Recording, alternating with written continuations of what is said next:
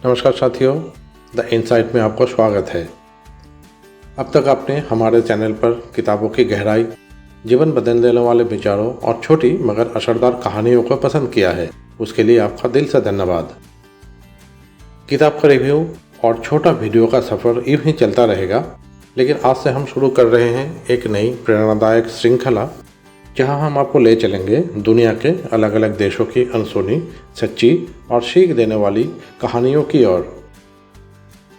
इस नई सीरीज की शुरुआत हम कर रहे हैं इटली से, एक ऐसा देश जो कला, विज्ञान और मानव चेतना की दुनिया में कई प्रेरणाओं का घर रहा है। पहला एपिसोड, गैलीलियो गैलीली। जब सच्चाई पर विश्वास जान से भी ज़्यादा कीमती था। गैलीलियो ने सिर्फ ब्रह्मांड को ही नहीं देखा था, उन्होंने इसको समझा और पूरी दुनिया की सोच ही बदल दी।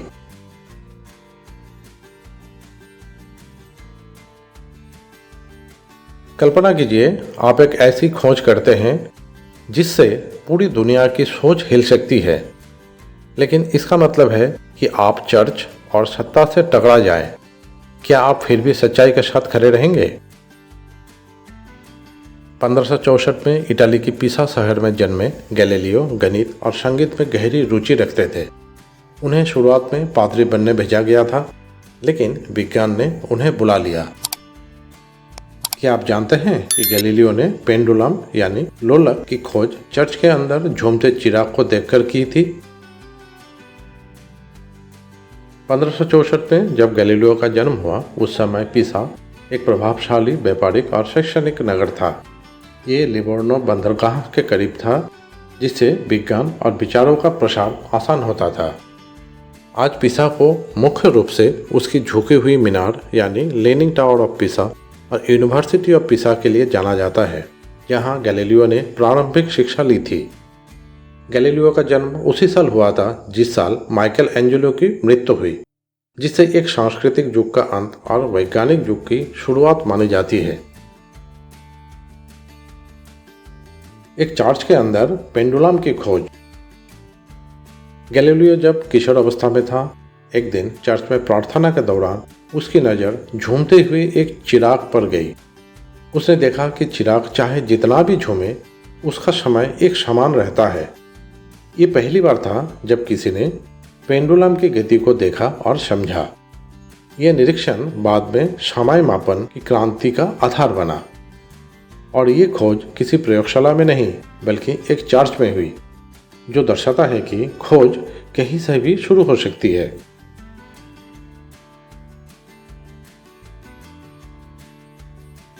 टेलीस्कोप, ब्रह्मांड और गैलीलियो का विस्फोटक सत्य।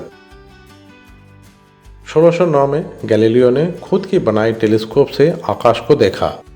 उसने पाया कि चंद्रमा की सतह समतल नहीं बल्कि ऊबड़ खाबड़ है। शुक्र या वेनस ग्रह की चरण है और बृहस्पति यानी जुपिटर का 4 चंद्रमा है। ये खोजें उस समय के चर्च द्वारा माने जाने वाले भूकेंद्रित ब्रह्मांड सिद्धांत को झुठला रही थी। उसने कोपरनिकस की हेलियोसेंट्रिक थ्योरी का समर्थन किया कि पृथ्वी नहीं, सूर्य ब्रह्मांड का केंद्र है।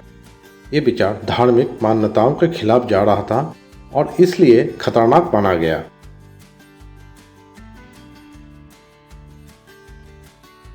धार्मिक कट्टरता और अपराध। उस समय चर्च का नियंत्रण इतना मजबूत था कि वैज्ञानिक सोच को विरोध माना जाता था। गैलीलियो पर 1616 और फिर 1632 में धर्म के खिलाफ बोलने का आरोप लगाया गया। उनकी किताब dialogue concerning the two chief world systems church को चुभ गई। 1633 में उसे बुलाकर धार्मिक अदालत में पेश किया गया, जहां उसे गंभीर धार्मिक अपराधी घोषित किया गया।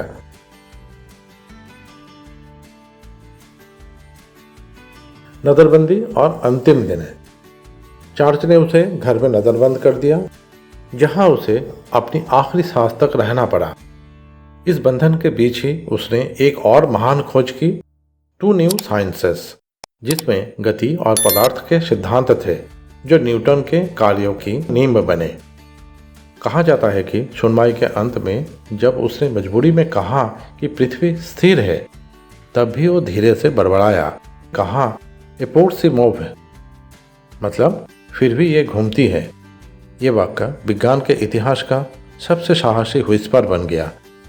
यह साहस आज भी विज्ञान का प्रतीक है।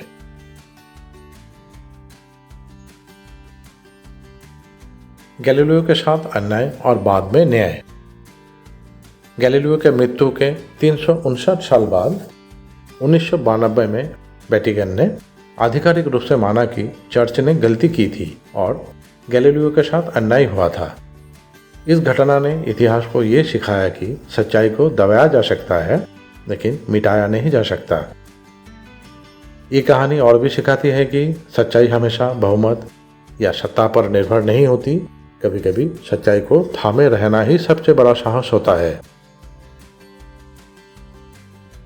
गैलीलियो की खोज का महत्व। गैलीलियो गैलीली की खोजों ने आधुनिक विज्ञान के नींव रखी। उन्होंने टेलीस्कोप के जरिए चांद की सतह, बृहस्पति के चंद्रमा, सूर्य पर धब्बे जैसी चीज़ों को देखा और साबित किया कि आकाश के पिंड भी परिवर्तनशील है, जो उस समय के धार्मिक विश्वासों के खिलाफ था।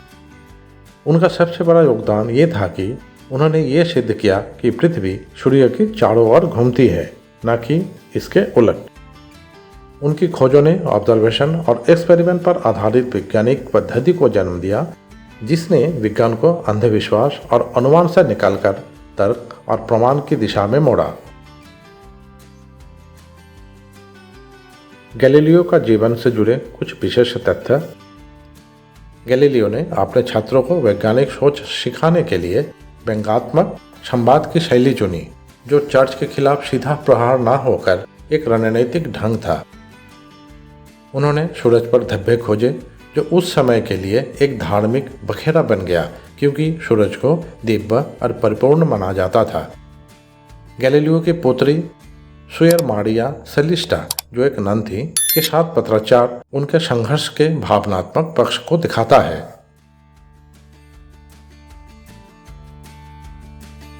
अगर ये कहानी आपको प्रेरणादायक लगी हो तो वीडियो को लाइक करें और इस नई सीरीज के साथ जुड़ने के लिए चैनल द इनसाइट को सब्सक्राइब करना ना भूलें। हम फिर मिलेंगे एक और इटली की प्रेरणादायक कहानी के साथ। तब तक याद रखिए, सच्चाई चाहे जितनी दबाई जाए एक दिन सामने आ ही जाती है। खुश रहे, स्वस्थ रहे, परिवार का ख्याल रखें। धन्यवाद।